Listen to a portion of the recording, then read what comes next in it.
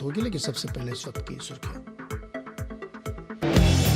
अगस्त series की धमाकेदार शुरुआत। निफ्टी 4 मई के बाद 17,100 के पार। 17 जून के निचले स्तरों से निफ्टी और सेंसेक्स ने दिए 10% से ज्यादा के रिटर्न। ज्यादातर अच्छे नतीजों के दम पर एसबीआई लाइफ में जोरदार तेजी। 8% से ज्यादा की तेजी के साथ एफएनओ का टॉप गेनर। कंपनी का न्यू बिजनेस प्रीमियम 67% बढ़कर हुआ 5,590 करोड़। अच्छे रिजल्ट्स के बाद टीवीएस मोटर्स में भी 6% का उछाल। कंपनी का मुनाफा 5 गुना बढ़कर 320 करोड़ पर पहुंचा। मार्जिन में भी जंप। और सिंगापुर के साथ साथ अब भारत से भी होगा एसजीएक्स निफ्टी फ्यूचर्स का कारोबार। प्रधानमंत्री मोदी आज गिफ्ट सिटी से करेंगे उद्घाटन। इंटरनेशनल बुलियन एक्सचेंज की भी होगी शुरुआत।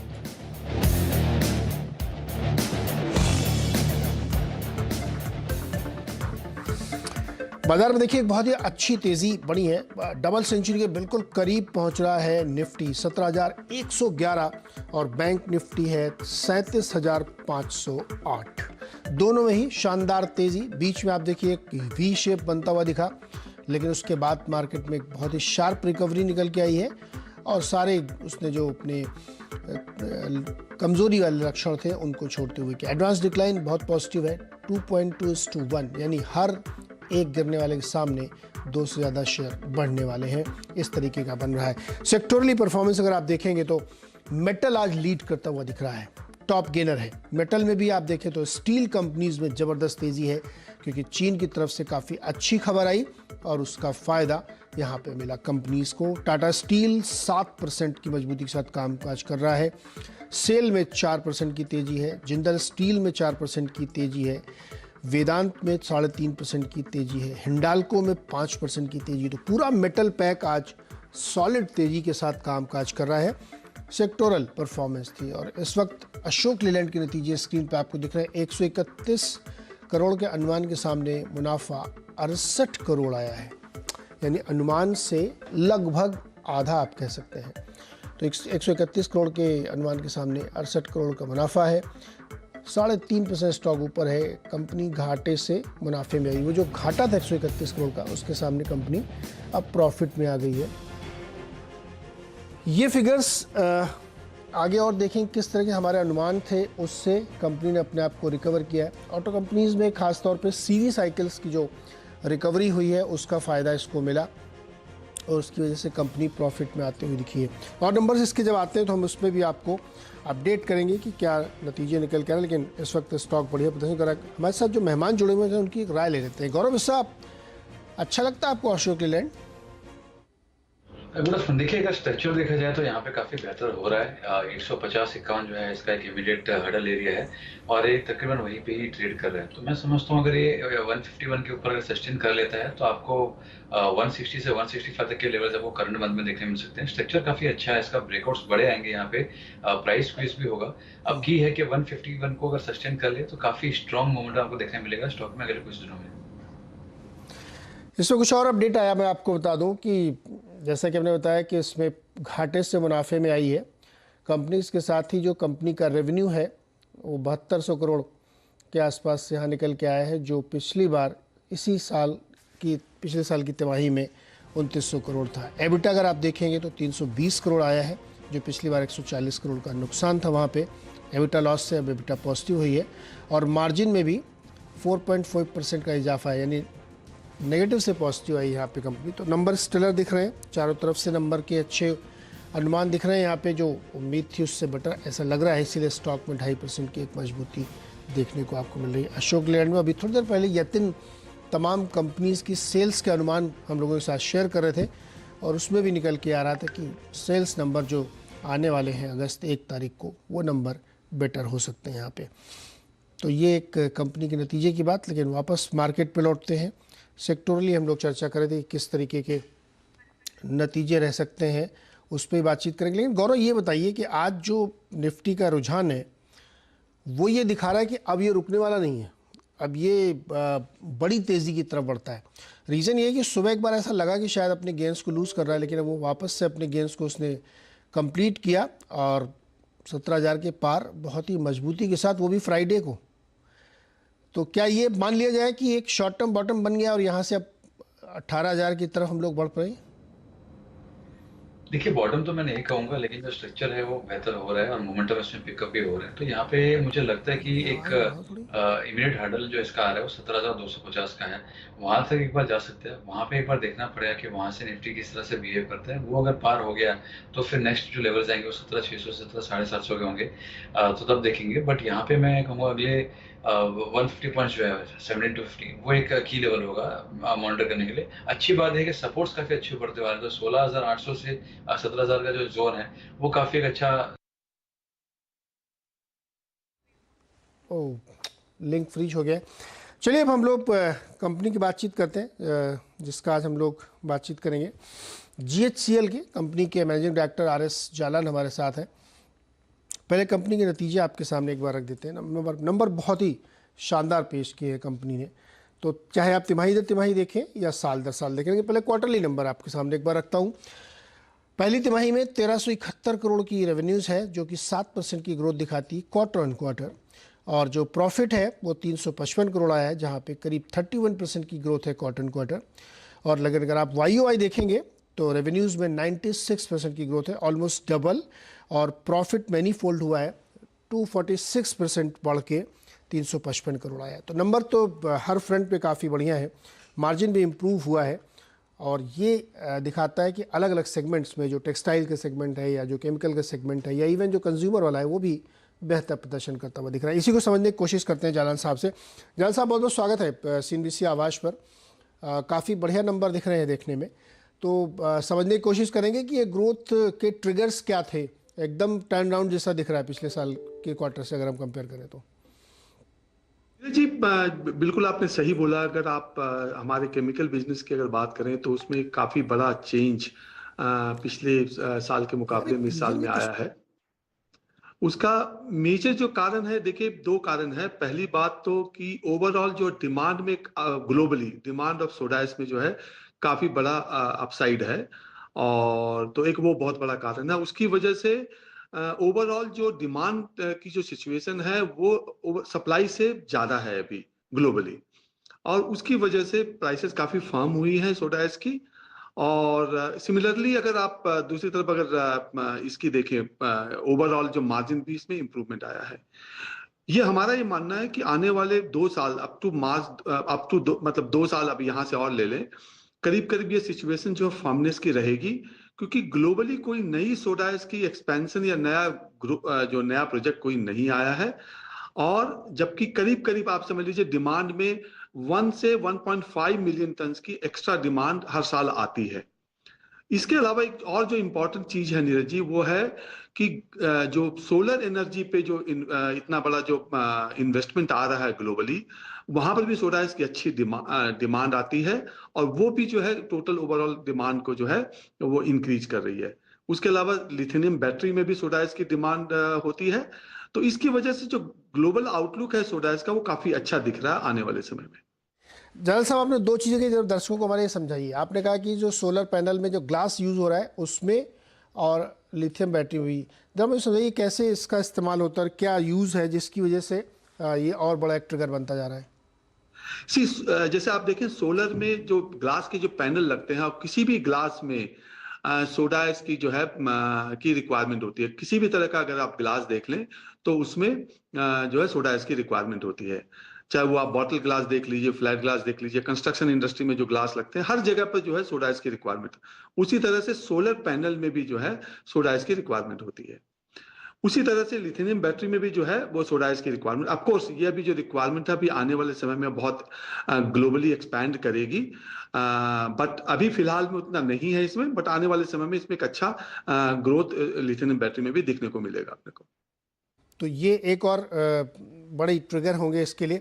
आप सर, इस समय मार्केट शेयर कितना आपका भारत में, अगर हम सोडा ऐश की बात करें तो? नीरज जी, हम लोग करीब 25% इंडिया का जो मार्केट है उसको 25% हम सर्विस करते हैं ओवरऑल। सोडियम बाइकार्बोनेट या जिसको सॉल्ट के फॉर्म में रखे, वो 13-14%। जी सॉरी, मैं ये समझा नहीं। बेकिंग सोडा का कितना मार्केट क्या है आपका? नहीं, सोडा जो बेसिकली सोडा है सर, देखिए उसका यूसेज जो है वो मेनली 3 जगह पे होता है। या तो ग्लास में होता है, डिटर्जेंट में होता है, और उसके अलावा अदर केमिकल्स में भी होता है। तो सोडा इसमें जैसे मैंने आपको बताया, ग्लास में बहुत अच्छी अपसाइड है, और डिटर्जेंट में थोड़ा सीजनैलिटी की वजह से भी थोड़ा डिमांड डाउन है, बट वो सितंबर के बाद उसमें भी इंप्रूवमेंट आएगा। और केमिकल में भी हल्का सा बारिश की वजह से थोड़ा डाउन है, बट उसमें भी इंप्रूवमेंट आएगा। तो नेक्स्ट जो 3 क्वार्टर्स हैं उसमें काफी अच्छी डिमांड देखने को नजर आ रही है। जल साहब, एक चीज़ बताइए, सोडा इसकी जो प्राइसिंग है ये बहुत लंबे समय से सेकुलर बनी हुई है, कोई इसमें बहुत ज़्यादा अप्स एंड डाउन्स नहीं देखने को मिलेगा, बीच में कुछ समय के लिए वो डिसरप्शन छोड़ दे तो इसके पीछे क्या रीज़न है? बिल्कुल आपने सही बोला नीरज जी, कि अगर आप ये देखें तो पिछले 10-15 सालों में भी अगर आप देखें तो सोडा एस की डिमांड जो प्राइस है वो ऑलवेज अपसाइड रही है। उसका मेन कारण 2 है नीरज जी। पहला कि हमेशा ये एक ऐसी इंडस्ट्री है जहां पर कि कैपिटल इन्वेस्टमेंट और टर्नओवर का जो रेशियो है वो अनफेवरेबल है। तो बहुत ज्यादा ग्लोबली इसमें ओवर कैपेसिटी कभी भी बिल्ट नहीं हुई। तो डिमांड के साथ साथ सप्लाई की जो फ्लो है वो बढ़ती रही है, और इसी की वजह से इसमें अगर आप देखें तो मार्जिन काफी कंसिस्टेंट रही है। 30 से 35% की EBITDA मार्जिन इस बिजनेस में रही है लंबे समय से। बट पर टन जो सोडा इसकी जो कंट्रीब्यूशन बोल दीजिए, EBITDA बोल दीजिए, उसमें पर टन जो है काफी बड़ा इंप्रूवमेंट आया पिछले 10-12 सालों में। जो पहले 1600 रुपए पर टन हुआ करता था, अभी वो 10 से 12 हजार रुपए के आसपास का पर टन का कंट्रीब्यूशन EBITDA आती है। तो ये एक अच्छा एक इंडस्ट्री के लिए है, क्योंकि बहुत ज्यादा इसमें कैपेसिटी का एडिशन नहीं होता है। एक कारण और भी है नीरज जी इसमें, कि ये प्लांट लगाने में भी काफी वक्त लगता है। अभी एक नया प्लांट आया है इंडिया में, उसमें करीब करीब 7 साल लगे उस प्लांट को लगाने में। तो अगर डिमांड बढ़ती भी तो ऐसा नहीं है कि आप इसको इमीडिएटली इस प्लांट को आप लगा सकते हैं।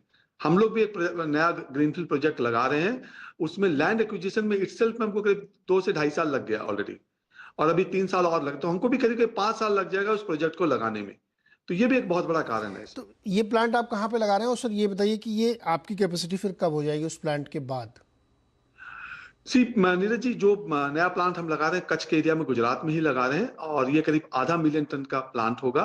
और ये टोटल मिला करके आपको, अभी हम लोग 11 लाख टन बनाते हैं, और वो 5 लाख के 16 लाख टन का जो है हमारा टोटल कैपेसिटी हो जाएगी जब ये प्लांट पूरा लग जाएगा तब।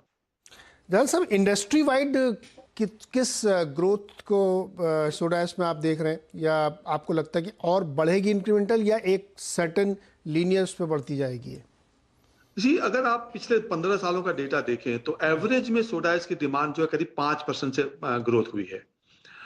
और वो जो आने वाले समय में हमारा ये मानना है कि बिकॉज ऑफ दिस सोलर का जो इन्वेस्टमेंट, जो गवर्नमेंट का जो विजन है सोलर के ऊपर, उसकी वजह से ये डिमांड जो है 5% से ज्यादा, मतलब 7% के आसपास की डिमांड आने वाले समय में दिखनी चाहिए अपने को इसमें।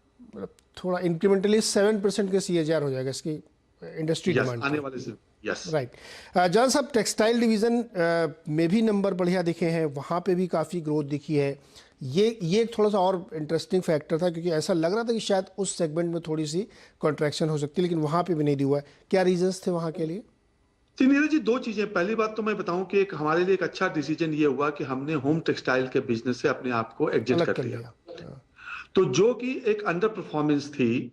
बट अगर आप अभी देखें तो हमारे स्पिनिंग बिजनेस में पिछले 10-12 सालों की अगर मैं बात करूं तो हमारी मार्जिन जो है हमेशा, EBITDA मार्जिन, इसमें हमेशा एक अच्छी मार्जिन रही है, करीब 15 से 16% की मार्जिन रही है ऑन एन एवरेज। और इसका मेजर कारण क्या है कि हमने इसमें 3-4 चीजें स्ट्रैटेजिकली करी हैं। पहला, हमने इसमें ग्रीन एनर्जी, सोलर, विंड, इस पे काफी अच्छा एक इन्वेस्टमेंट किया है, जिससे हमारी एनर्जी की जो कॉस्ट है वो काफी लो है। अभी हमारी, आप समझ लीजिए, करीब करीब 64% हमारी जो एनर्जी की रिक्वायरमेंट है स्पिनिंग में, वो जो है ग्रीन एनर्जी से मीट होती है। और हमारा प्लान ये है कि हम इसको आने वाले समय में इसको 80 से 85% के आसपास लेके जाएंगे। तो एक तो वो बहुत बड़ा कारण है। दूसरा, इसमें जो बहुत इंपॉर्टेंट चीज है वो है आप right quality with the right customer. तो ये जर्नी भी हमने पिछले 3-4 सालों में बहुत अच्छी करी है, और हम लोग एक कमोडिटी स्पेस से निकल करके और हम लोग जो है एक वैल्यू एडेड सेगमेंट की तरफ बढ़ रहे हैं। राइट कस्टमर, राइट क्वालिटी का कॉन्सेप्ट लेकर करके, अब अभी और उस बेसिस पर हम काम कर रहे हैं, जिससे कि इसकी मार्जिन में आपको बहुत बड़ा ड्रॉप नहीं दिख रहा है। हम लोग भी एक बात कर तीसरा- रहे थे टेक्सटाइल की, कई सारी कंपनीज की अब यूएस वगैरह में काफ़ी डिस्काउंट की मांग चल रही है और कॉटन प्राइसेस भी बहुत ज़्यादा फ्लक्चुएट। तो आपको अंदाजा था क्या कि टेक्सटाइल वैसा होने वाला, इसलिए पहले होम टेक्सटाइल से बाहर हो गया आप? नहीं, ऐसा तो मैं नहीं बोल सकता नीरज जी कि ये हमको अरे पता था। इंडस्ट्री वेटरन है, आपने पहले भांप लिया होगा कि इससे बाहर हो जाना ही बेटर है। नहीं नीरज जी, मैं ये नहीं बोलूंगा कि हमको इसका आइडिया था, बट हम ये जरूर बोलेंगे कि वो स्ट्रेटेजिकली बिजनेस जो है हमारे स्ट्रेटजी में फिट नहीं कर फिट नहीं रहा था। बैठता था। तो हम एक अच्छी तरह से स्पिनिंग मिल चला सकते हैं, तो हमने सोचा कि why don't we focus on the spinning side में, जिसमें कि हम पिछले 20 सालों 25 सालों का हमारा एक्सपीरियंस है और हम अच्छा करते रहे, तो हम उसी पर फोकस करें। इसीलिए यहाँ पर हम लोग काफी अच्छा इन्वेस्टमेंट कर रहे हैं। अभी हमने करीब 250 करोड़ रुपए का इन्वेस्टमेंट उसमें किया, 40,000 स्पिंडल एक्स्ट्रा लगाई है, जो कि करीब 20% एक्स्ट्रा वॉल्यूम देगी, प्लस नया इन्वेस्टमेंट ऑल्सो करीब आप समझ लीजिए 1.5 साल के बाद और 40,000 स्पिंडल का इन्वेस्टमेंट हम ला रहे हैं वहां पे, अलोंग विद ग्रीन एनर्जी। तो ये सारा जो है ये इस यूनिट को करीब 20% की मार्जिन पर ले जाने के लिए कि हम सक्षम हो पाएंगे इस बिजनेस में। अच्छा, आपके एक्सपेंसेस भी मैं देख रहा था ऑलमोस्ट फ्लैट है, मतलब वो बहुत ज़्यादा नहीं बढ़े। कॉस्ट आपकी जो है वो वही 40-42-43% के आसपास एनुलाइज्ड है। इसमें एम्प्लॉय कॉस्ट हमने देखा कि मार्च क्वार्टर में थी 3.88% और जून क्वार्टर में 3.17%, यानी थोड़ी सी कम हो गई है। तो आपने अप्रेजल अच्छा नहीं किया लग रहा अपने एम्प्लॉयज़ का। नहीं नीरज जी, सॉरी नीरज जी, ऐसा नहीं है। हाँ। इसके दो कारण है। देखिए, पहला कारण तो ये कि जो मार्च के जो नंबर देख रहे हैं उस नंबर में कई सारे वन टाइम कॉस्ट होते हैं, हाँ। जो कि उस समय में लिंक होते हैं, जो कि क्वार्टर ऑन क्वार्टर में नहीं होते हैं। जो बोर्ड के बाद अप्रूवल के बाद जो हायर मैनेजमेंट के लिए जो कॉस्ट होती है, वो कॉस्ट उस समय में होती है मार्च क्वार्टर में। एक तो वो कारण है। दूसरा, हमारी जो ओवरऑल प्रोडक्टिविटी जो बढ़ी है, उसका भी इम्पैक्ट जो है वो वॉल्यूम का इम्पैक्ट और जो प्रोडक्टिविटी का जो बेनिफिट है, वो भी कहीं ना कहीं आपके परसेंटेज को बढ़ाता है। अगर आपकी रेवेन्यू बढ़ती है, मान लीजिए पर टन ऑफ रियलाइजेशन आपकी बढ़ गई, तो उसकी वजह से आपका रेवेन्यू बढ़ा, तो ऑब्वियसली जो परसेंटेज है वो कम होगी ओवरऑल बिजनेस में। बट अगर एब्सोल्यूट नंबर अगर आप देखें तो एब्सोल्यूट नंबर कम नहीं है, बहुत ज्यादा सिग्निफिकेंटली कम नहीं है। हाँ, लेकिन सर हर क्वार्टर में आप कम करते चले गए, तो ये तो एक इफिशिएंट यील्ड आपने बढ़ा ली, ये तो अच्छी बात है। लेकिन बड़ी डिमांड है आजकल एम्प्लॉयज़ की, भाई उनको बहुत तनख्वाहें मिल रही हैं, तो आई होप कि आपने अच्छे अप्रेजल मैं किया आपको होगा। एक चीज बता दूं नीरज जी, हमारे यहाँ एक सबसे बड़ी खास बात यह है कि हमारे यहाँ जो इम्प्लॉयज हैं, वो हमारे यहाँ अगर आप लॉन्ग टर्म उसके हिसाब से देखेंगे तो हमारे यहाँ retention of employees are very high. हमारे यहाँ जो एट्रिशन रेट्स है वो 3-4% से ज्यादा के एट्रिशन रेट नहीं है हमारे यहाँ। तो वो इस बात को बता के हमारे लोग जो है सेटिस्फाइड है। इसीलिए कारण आपको ग्रेट प्लेस टू वर्क, हम 6th year in a row हम ग्रेट प्लेस टू वर्क है। People really feel pride of working in our company. नहीं, परफेक्ट सर, बहुत ही बढ़िया नतीजे थे, इसलिए बड़ा अच्छा लगा बातचीत करके आपसे, और बड़े इंटरेस्टिंग कई सारे पहलू भी समझ में आए कि क्या क्या नया हो रहा है इस सेगमेंट में। बहुत बहुत शुक्रिया सर हमारे साथ जुड़ने के लिए, और नेक्स्ट क्वार्टर में हम लोग फिर बातचीत करेंगे, देखेंगे वहाँ प्रदर्शन कैसा होता है। तो सोराइस की लीडिंग कंपनी बता रहे हैं कि 3-5% की अभी ग्रोथ चल रही, जो कि इंक्रीमेंटली 7% की ग्रोथ हो जाएगी, और स्टॉक ने अगर आप पूरा एनालाइज करके देखेंगे तो बहुत अच्छे रिटर्न्स दिए हैं। 650 के आसपास इस समय ट्रेड कर रहा है GHCL। छोटा सा एक ब्रेक के बाद कुछ और बातचीत मार्केट की।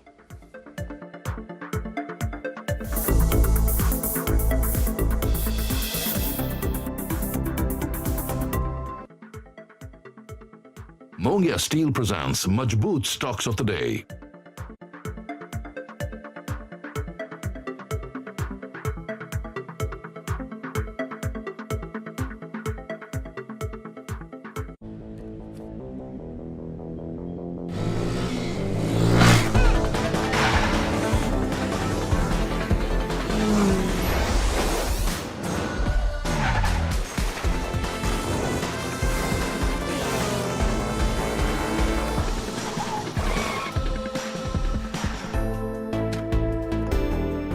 अब पाओ एक्सट्रीम पावर, पिकअप और परफॉर्मेंस 3P टेक के साथ servo 40, the science of extreme. Trading account से फिर से पैसे कट गए। तो बदल देना।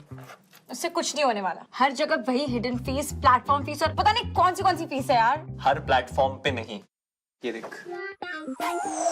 Invest with Arihant Capital. Download the app now. Investment in securities market are subject to market risks. Read all the related documents carefully before investing.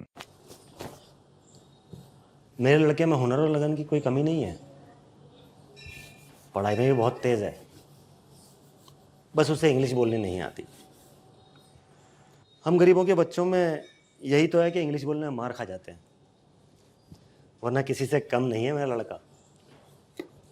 पर अब देखना, दिल्ली सरकार ने ये जो 3 महीने का इंग्लिश बोलने का कोर्स शुरू किया है ना, इससे मेरा बेटा भी फर्राटेदार अंग्रेजी बोलेगा और इंग्लिश बोलने वाला की बराबरी कर लेगा। मैं चाहता हूं सभी बच्चों को अच्छी से अच्छी शिक्षा मिले, गरीब और मिडिल क्लास के बच्चे किसी भी क्षेत्र में पीछे ना रहें। अब गरीब और मिडिल क्लास परिवारों के बच्चे भी फर्राटेदार इंग्लिश बोलेंगे। दिल्ली सरकार दिल्ली के युवाओं के लिए लाई है spoken English course by Delhi skill university, जहां सिर्फ 3 महीने में आप फर्राटेदार इंग्लिश बोलना सीख सकते हैं। जब खिलकर निकलेगा ये स्किल, सपनों से दूर जाएगा।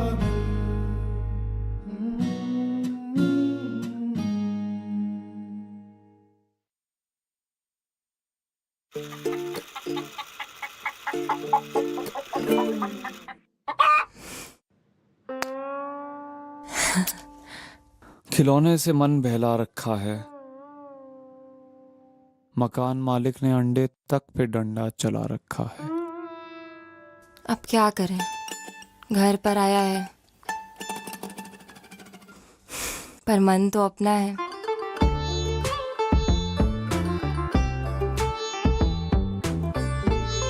सिग्नेचर ग्लोबल समझता है आपका दर्द, इसीलिए हम कहते हैं अपना घर तो अपना ही होता है।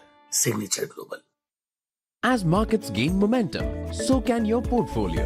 Presenting ICICI Prudential Nifty 200 Momentum 30 ETF and ICICI Prudential Nifty 200 Momentum 30 Index Fund that aims to capitalize on existing market trends by investing in top 30 companies within the Nifty 200 Index. Mutual fund investments are subject to market risks. Read all scheme-related documents carefully. Presenting Vito MCB and DB products. Vito since 1967. ऐसे case में बोलना बहुत मुश्किल होता है कि कौन hero कौन विलन। पर आपके घर का हीरो है मोयरा सरिया, जो रखे भूकंप और जंग जैसे विलन से आपके घर को सुरक्षित। मैं हीरो हूँ तेरी कहानी का। Moira Sariya, proud to associate with 1 million return. आपके नजदीकी सिनेमा घरों में 29 जुलाई। अब बस 4 क्लिक्स में पाइए pre approved personal loan, instant credit facility YONO के साथ, वो भी बिना किसी ब्रांच विजिट के। आज ही SMS करें एलिजिबिलिटी चेक करने के लिए।